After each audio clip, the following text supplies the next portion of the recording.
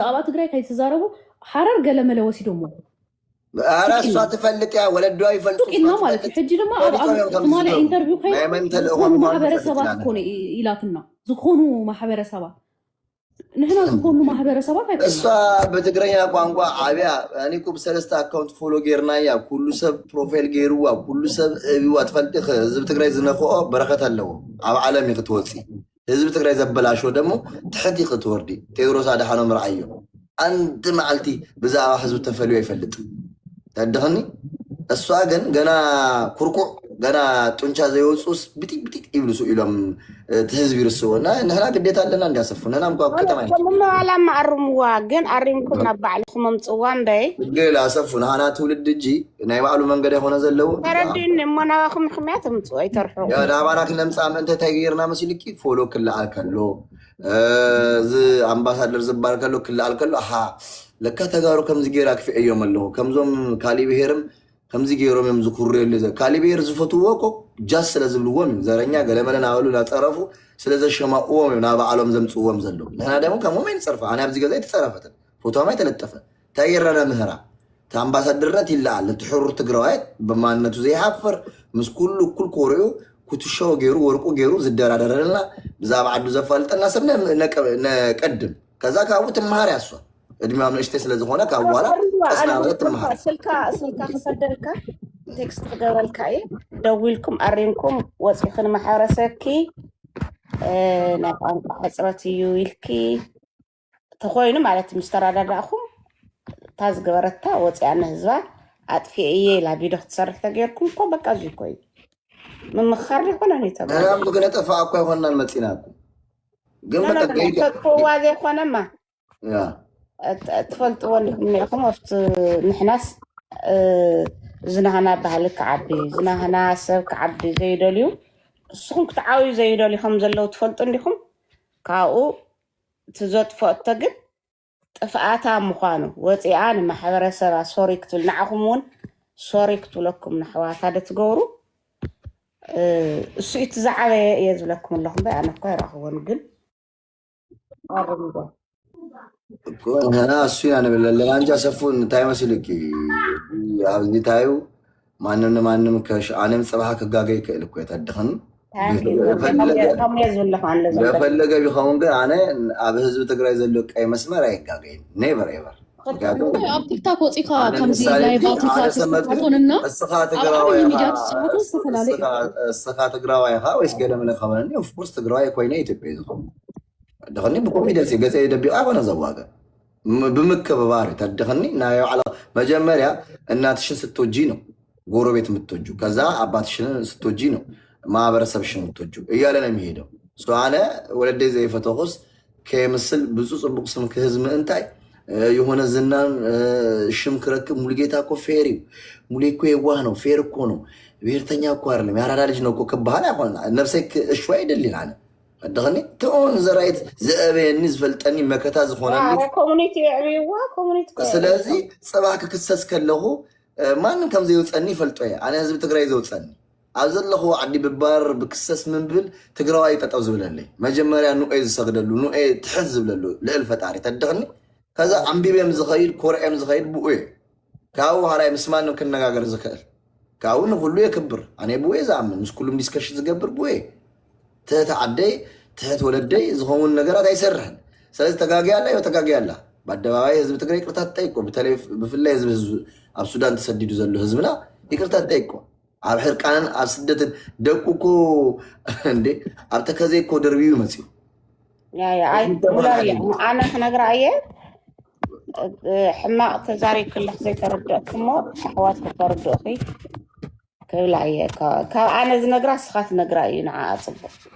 أنا نردد عنك نقرأي تشجري هو تعد ما كنت تسلز خان سلك خمس الكاخلية حزك كاخلية تكست تخجر الكعدة ويلكا نقري يا يواجه أكيوبالية مالت كل سوي كفو أدبرات كل سوي تدخلنا أقولنا بوينا ولا أنتنا خدت كلا سوق نبلا دلنا سستي فليكسيبل ناخون يخدو نخلهم تأميد ناس يخونن كلنا بفينا نسرح عديت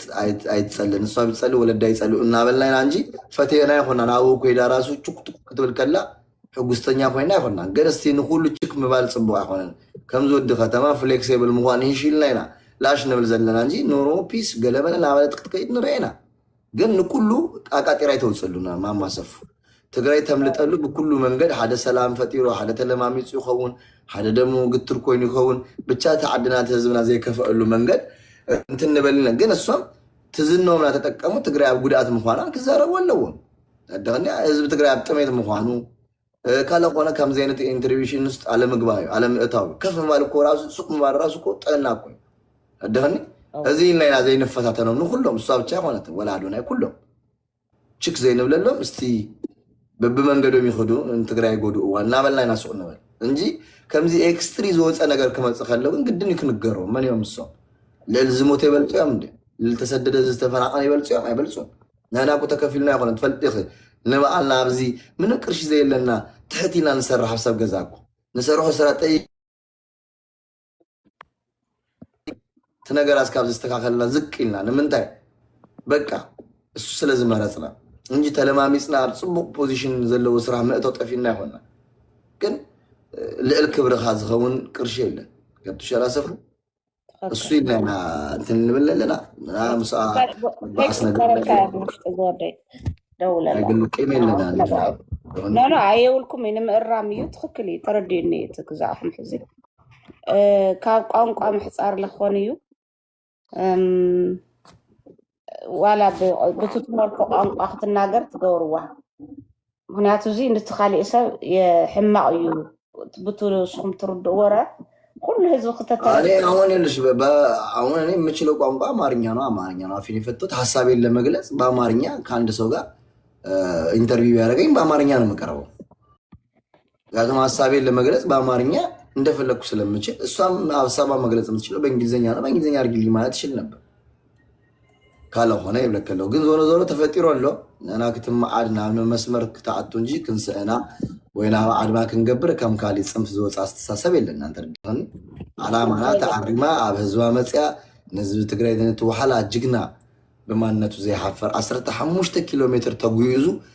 ورق كم زشتت بعلات فلتها أو قطر تقريبا كده بيونسي قلنا لنا ولا كتصوت كلا مساء كتصوت زنبور تجاروحاتنا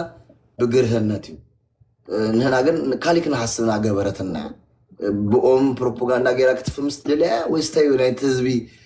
تكون هذا تقدمونه نعم جاي يسقوا واقعيهم أنا كوسي لك لهم خرج لك له إني أخيرهم كي تعدي تمين تالي تنايزو صاز عويتي نحن زعونا ينعوي ديفرنت اللغة أو جاي يسقوا هذا الأكل بدم بي فلهنا محارسة تامخانو أيتين ناتاتمون قدل إزمسلنا أحوات أخم مخاروا بر شعلهم إلى من يوم يمكو anyway أنا راحوي بقى جانا عند الرجل هلو تتفهم شير قبر لنا ما صفو انتم بلنا فولو قبر لنا سلطة شير قبر لنا من تك تسمو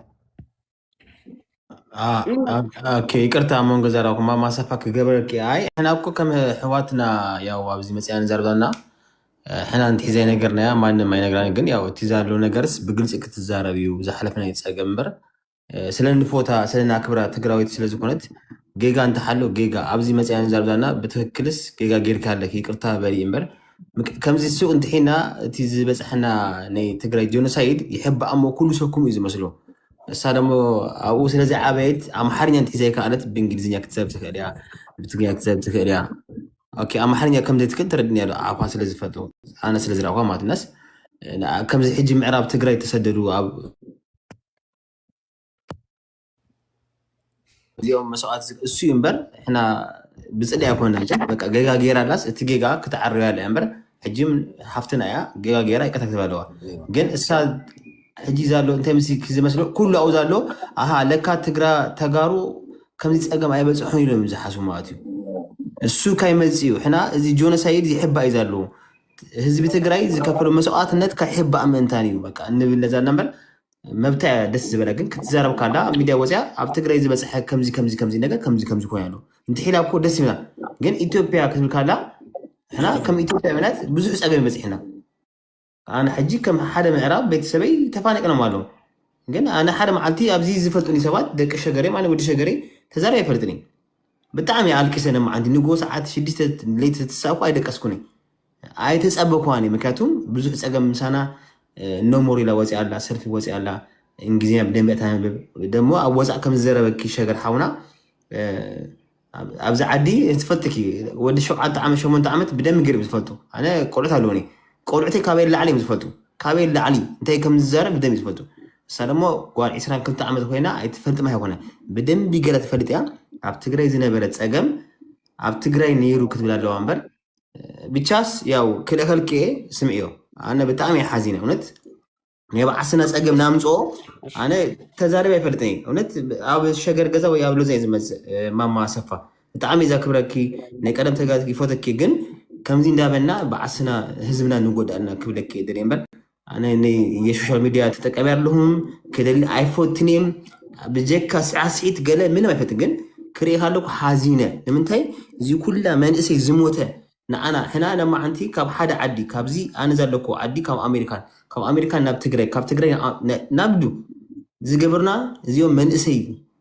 ክንደይ ዝሞት እዮም ንምንታይ ማለት ኩላ ኣነ ሕጂ ጌጋ እንታይ ገይረ ፅረፍኒ መፅኢ ይቅርታ ዝብለኪ ፋንቲሙት ኣይሕሶክኒ ግን እዚኦም ንዓና ዝከፈሉና መስዋዕት ነቲኦም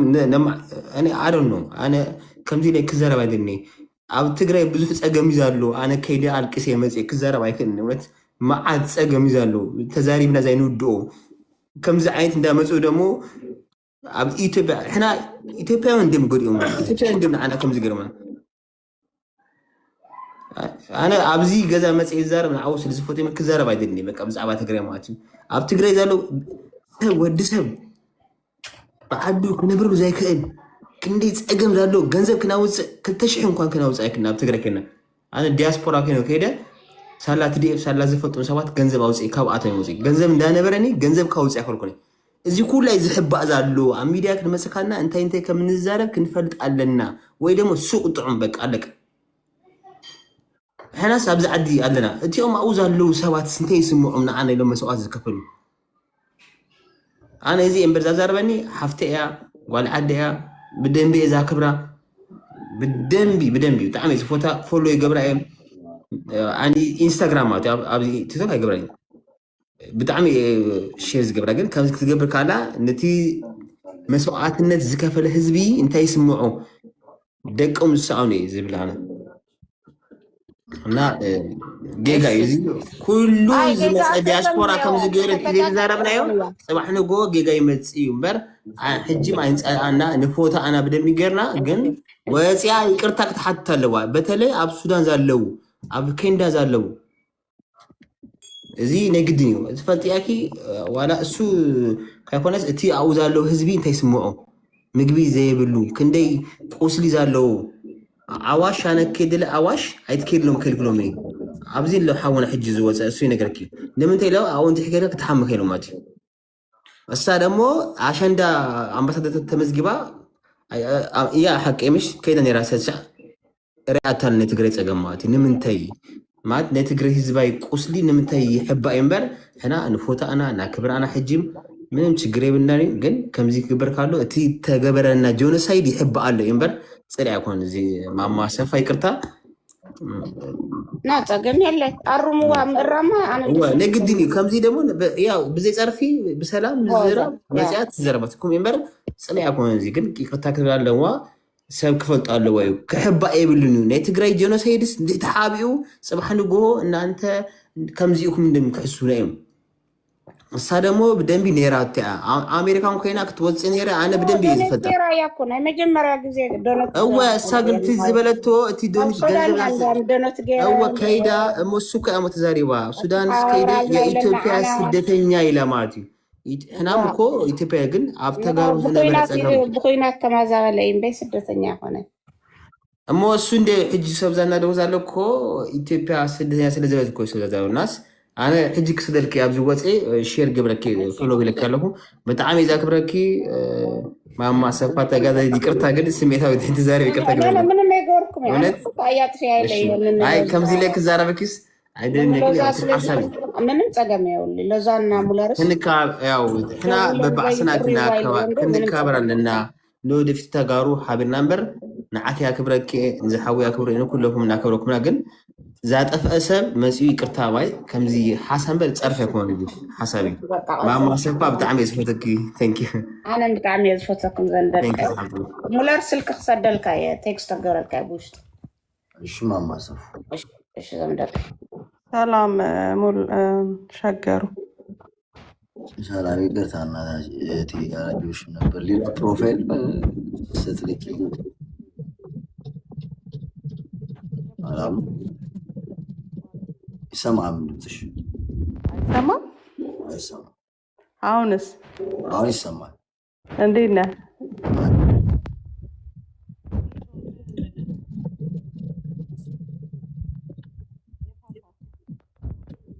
አይሰማም እንደሰም ድምፅሽ ይሰማሉ ዛ ይሰማችኋል ሳል አይሰማም ይሰማሉ እንዴት ናችሁ ይቅርታ ያው እኔ እንደሚመስለኝ አስባበት ነው ያደረገችው ባይነኝና እውቅናም ከተፈለገ በቅርቡ ነው ተምራ የተመረቀችው እና የተሻለም ሀገር ነው ያለችው ያደገችው እና በዛም ማግኘት ይቻል ነበረ ሆን ብላን ያደረገችው ከዚህ ቀደም የተሰሩትን ስራዎቿን ከአዶናይ ጋር በሆነው ላይ አይቻለሁ እና በጣም ስሜታዊ የሆነች ተገፍታ እዚህ ደርሳለች ይሄ አግባብ አይኮነን ከምዚ አይግበርን ሞራልም ንህዝብኻ ጥንቁቅ ምዃን ኣለካ ተቋንቋ ሽግር እንኳን አለው ተባሂሉ እንድህር ተሓሲቡ ቅድሚ ሕቶ ክትሕተት መቼም እንታይ ከም ተሓታ ንእሽተይ ግንዛቤ ሒዛ እያ ተኣቱ እና እንታይ እዩ እዚ ኢትዮጵያ ኢሉ ምዝራብ ትግራዋይቲ እያ የኔ እናት አንድ ጊዜ ላቋርጥሽና እዚህ ጋር ግራ ለገባቸው እሱን ቪዲዮ ማሰማት ፈልጌ ነበር አንድ ጊዜ እሺ ሱዳን ትንሽ ተወዛ ብዙ የኢትዮጵያ ህዝቦች እዛ ሄዶ ነበር በስደት በባድ ምክንያት ነበር ኢትዮጵያ ውስጥና በቃ እነሱ እናቶች ልጆች they are there እና የሆነ ነገር ማድረግ አለብኝ እሱ 15 ስጻፍ ምንም አልመሰለኝ ነበር አውዝክ ቢካዝ ማድረግ አለብኝ እንደማድረግ እንደምችው ማይንድሽ በቃ ነገርልሽ ያ በቃ ወደ እግዚአብሔር አዩኝና I was like ሰምታችኋል ያለችውን እንግዲህ በሆነ በባድ ምክንያት የሆኑ ኢትዮጵያን ወደ ሱዳን ሄደዋል ላይክ በስደት ፈልገው እንደተሰደዱ አይነት ነገር ነው ላይክ በጦርነት እንዳልሆነ ፈልገው እንደሄዱ ላይክ አሁን በሊቢያ በምናምን ሰው ራሱን ለህይወቱን ለመቀየር እንደሚሄዱ አይነት እና እሷን ያሳሰባት $15,000 ምናምን አሰባስባ ምናምን በቃ ኤኒዌይስ አይ ዶንት ኖ ጆኖሳይድ የተፈጸመበት የትግራይ ህዝብ አለ እሱም ሱዳን ተሰደዋል እና እዛ ሲሄድ በጣም አሞኝ ነበር ማለት ከብዷት ነው እንደዛ እስከከበዳት ጆኖሳይድ የተፈጸመበት ትግራይ ኢትዮጵያ ያለ ማለትም እኮ ትችላለች ምንም እኮ ትግራይ ኢትዮጵያዊ አለ ጆኖሳይድ የተፈጸመበት ማለት ትችላለች ይሄ ምንድነው አንያ ቤተሰቦቿ ምንም ያ እንደዛ ነው ሙለራ እንጂ እሷ ጋና አንደር ኤጅ ሆና 18 ዓመት ሆና ነው ይሄንን ስራ የሰራችው ስታፕ ጀኖሳይድ ያለች ስቴት ዲፓርትመንት ከያንግ እንትነችውና ነበር የምትሰራውና በደንብ ነው ማማሰፉ እንደዛ ማማሰፉ ኩላት ነው ካንሲ ሰርጊና አሁን እኮ ማማሰፉ እንደዛ እኮ መሆን እኮ አልጠፋንም እንኳን እሷ ጌታቸውም እኮ ትግራይ ትስዕር እያለ ታግሏል እንደውም እሷ አይደለም ባነር ያዘችው እኛ ከዛ ሪትም ውስጥ ወጥተዋል ነው ከሪትም መውጣት የለባቸውም እኔስ ምን አግኝቼ ነው እንጂ እስካሁን ጥሩ ነው እናንተ አሁን ኮርኮም አርጓት ትክክል ናችሁ ኮርኮም አርጓት ትናንትና የምትናገሪው አሁን እዛ ሄደሽ ከአምለሰት ሆነሽ ይሄንን ቃል እዛ ያለው ሚሊዮን ህፃን አንቺ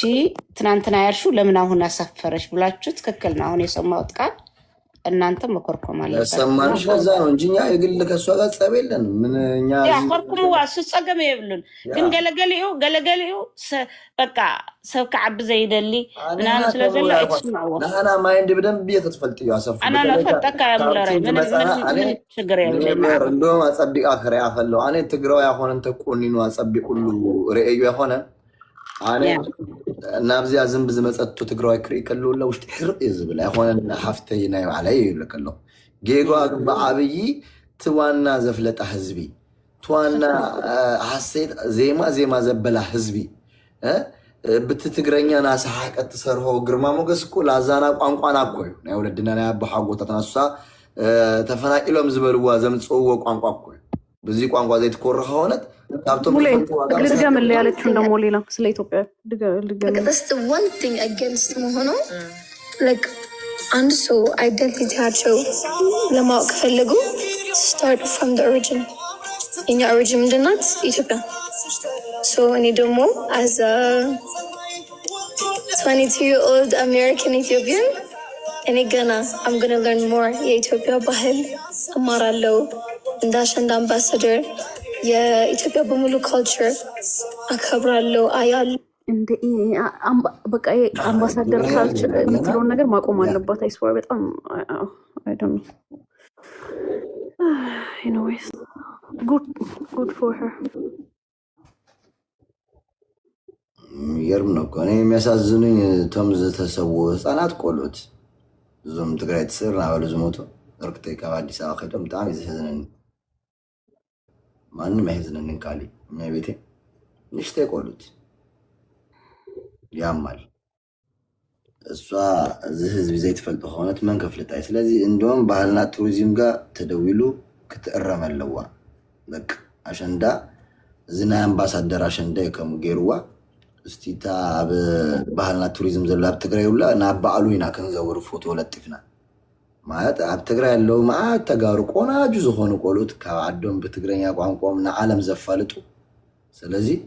እሱም ከመጾ ክንገብሪና ናፍቅልቢት እሷ ነጊዜው ስለዚህ ተፈልጣና ስለዚህ ተግጥመና ባና ብዙ ስለዚህ ተሐፈር ዘመና የተያሷ በቃ ዘሚና ያዘላ ዘመኗ እግዚአብሔር ባርከላ ስለዚህ አብዚ ምንም አያፈላልና ነና ዓላማና ናይ ህዝብና ድህነት ይዘህስበና ስለዚህ ካለ ሰባት ሚዲያ መስረኸቡ መስተፈለጡ ዝነኛ መስኮኑ ባይዘ ዝና ይስክሪ እንዙ ሁላ ነገር ዘብጽህና ዝናዩ ዝናና ፍምስና በጣም ይዘስክር ግን ህዝብ ኻጸገምና ራኻ ካአበኻ ህዝብ ካና ተገፈር የኻዛ አበኻ ግን ዝና ይስክረካ ኢሳያስ ተፈልጥኽ አሰፉ ኢሳያስ አማሃል ኢትዮጵያ አዲስ አበባ ሆይኑ ኖቤል ክሽለሚሉ አደይና ጠሜት ተማር ሰዓት ክላሽ አብዚ ተደቂኑ አብዘለው ሰዓት አደይና ጠሜት አደይና ተርሃበት ህዝብ ትግራይና ከፎ አኔ ኖቤል ዝቅበል ይልን አደይ ምስተዓወተት አደይ ምስበልእት ምስተቴቴ ይሉኮ ሃዲጉ ዝኸደ ካብቲ ኩላ ታንከን ድሮን ተደቂኑ እዚያ ጦማዲን ሰላም አብዝ መጸ ሰላም መጽዩ እኮ ይሳ ከዳ ዘላኩ ተዞም ተሰው እኮ የምዚ ሰላም አምጽዮሞ ቶም ሱዳን ተፈናቀሉ እኮ የምዚ ሰላም አምጽዮሞ እዚያ አንደርስቲሜት አይተገብር ከቆነ እንኳን ሷ ተመረቀት ብዙ ትምርት ተማሃረት አኔ እንኳን ያስተውለለው ሶታይ ወይ አይፈልጠን ይልካከፍ ምባሉ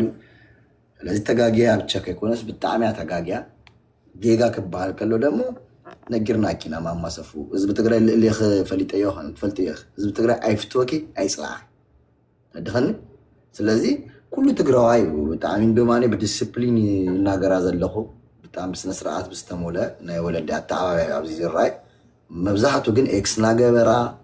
መስአቢው ፎቶ አጋዲሙ በሜሽና ሰርሃ በገለመለና ገበሩ ወያም እንትን ይሉ ያረ በጣም ለአፈር ጁንታ ሐዋይ በጣም ለሕፍር ይሕዝን በጣም ይሕዝን ንምንታይ ዝሰዓነቱ ዘይብላ ተማሂራ እያ ሰሪሓ ክትልወጥ ትኽእል እያ ፌመስምያ ካብ ዝንልዓሊ ክትሰርሕ ትኽእል እያ ግን ሰኺራ እያ ኣማፃፅኣ بفيمسنت زسخرت يا أنا أكو كم زي بتقول لا كوي كفأنن مالت تجارو إتبينت بتبينتهم زي حفرو بتبينتهم ذكروا زنا برو تجارو بماننتهم جنوسايد بتصفهم تسديدهم اب سودان አለው ማልኮት ከእላ አይ የሆኑ ኢትዮጵያኖች አሉ ሱዳን ተሰደዱ ምን ይምዞም ተሰደዱ አድራሻውም አይገለጸትልናል ሽሞም አይገለጸትልናል ነምን ሓፊራትሉ ድማ በቃ ከም ዝበልኩኻ አማጻጻአ ፌመስነት ደሊያያ ግን እኔ ያፈርኩት ነገር ኦሬዲ ሰው ታውቃለች ካብአን ዝናአሰ ናብራር ዝነብር ሰብ እንኳን ዘይሰርሖ ጌጋ ሲኢኑ ሰብ ሲኢኑ ዘይገብሮ ነገር የለን ዝሰአነ ሰብ ምሽ እሳ ግን ኩሉ ቢኢዳ ከሎ እንታዩ ከምዚ ዘጓያ ዘሎ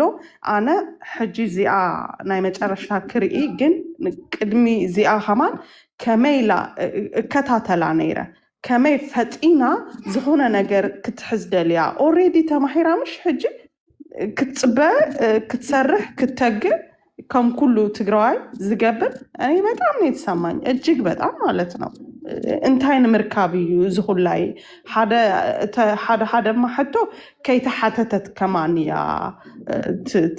ትምልስ ማለት እዩ ከይተሓተተት ትሕኪልኪ በአማርኛ በደንብ ገርኪ ነገር እዮም ከትም ሐሳብሽ በደንብ ገለጽ ገብቶኛ ገባህ አይደል እኔም ያው በትግርኛ ተዛረብ ደስ ይብለኒ ኻሊ ኸይሰማው ደሊ እንዴ እና ፌመስነት እንደዚህ ያሰክራል በህዝብህ ላይ ትቀልዳለህ ወይ እንዴት ነው የሚችሉት እንዴት ነው የሚያስችላቸው ይሄ ሁሉ መስዋዕት የከፈለ ደግ ህዝብ ላይ እንደ መጫወት ማለት ነው ደሞ እንዳልኩ ደሞ በጣም ውስጤን ያሳዘነው ነገር ያጣቸው የሌላት ሌላ ትርፍ ኤክስትሪምሊ ነገር ትርፍ የተትረፈረፈ ነገር ለማግኘት ብለ እንደዚህ የተጎዳ ህዝብ ላይ መቀለድ አግባብ አይደለም የሆነ እንደ ጋዝ እንደ ነሰነሰች ነው የሚሰማኝ እኔ ምክንያቱም እንዳልኩ ያጣ ሰው ቢሆን ኖሮ አጥቶ ነው ማጣት የማያደርገው ነገር የለም ብለህ አንደርስታንድ ልታደርገው ትችላለህ እንዳልከው ደግሞ ደጅን የተማረችው ቅርብ ጊዜ የተመረቀችው ትግራዋይ ማለት ድንጋይ ቆርቆሮ ውሃ አውጥቶ አፍርቶ ፍሬ አልምቶ የሚሸጥ ህብረተሰብ እንደዚህ አይነት ጥንካሬ የጥንካሬ ጥግ ረጅም መንገድ ሄዶ ተምሮ ሰው ሆኖ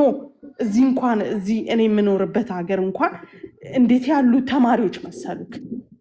ትምህርታቸው ጂነስ ተማሪዎች እንዳለ እዚህ የሚቀጠሩት የሚሰሩት የሚከፈላቸው የመጡትን ስታይ በቃ መኪና ከሌለበት ተምረው ከእንደዚህ አይነት ህብረተሰብ እንደገና እሷ ደግሞ በምቾት አድርጋ በምቾት ተምራ ያጣው ምንድነው እንደዚህ አሁን አዶናይ እሱ ሆነና እሱን ተከትለ መስከር እሱ የራሱ አለው አሁን በሱ ቀዳዳ ነው የመጣችው በጣም ፈጣን ናት እኔ ስላየኋት ነው የምታደርገውን ነገር ስላየኋት ነው ዝም ብዬ ከመሬት ተነስቼም አይደለም ምንድነው እንደዚህ ምንድነው በቃ አሁን እኮ ተመስገን ጥሩ ነው ጊዜው በቃ ፌመስ ከሆነ ቀላል ነው ፌመስ መሆን ደግሞም እንዳልኩ ይዘዋለች ምን የዚህን ያህል ምን የሚያስገበግብ ነገር አለ ምንድነው የሚያስገበግባቸው እዚህ ላይ የሚያዩት የሚለጣጥፉት ነገር በቃ ያሰክራቸዋል እና በጣም ያሳዝናል አይምሮ ይጎዳል ሊያስተውሉ ይገባቸዋል እና ህፃን ናቸው እንደዚህ ናቸው እያሉ ደግሞ እንደገና የባሰ ህመም ባይሰጡን ጥሩ ነው ይህ ነው አስተያየቴ እጅጉን በጣም ነው ያዘንኩት ለሚያረጉት ነገር ይጠንቀቁ ሰው ይጎዳል እኛ ስንት ሚስኪን ህዝብ አለን በልቶ ያላደረ ለሱ ነው መጨነቅ ያለብን እነሱ ስለሚበሉት ስለሚጠጡ ስለሚለብሱት እዛ ላይ ነው ያሉት እንደዚህ አይነት ሰካራም ሰዎች እንደዛ ነው የሚያስቡት ስሉታ የኔ ልጅ ሶሪ ልጄ ከኔ ጋር አለ እንዳልበጠብጣችሁ በጣም ነው ያዘን ነው ከዛ ደግሞ የሚያስተባብሉ ሰዎች ነው ደግሞ እንደገና ሁለተኛ ሞት የሚገሉን ማለት ነው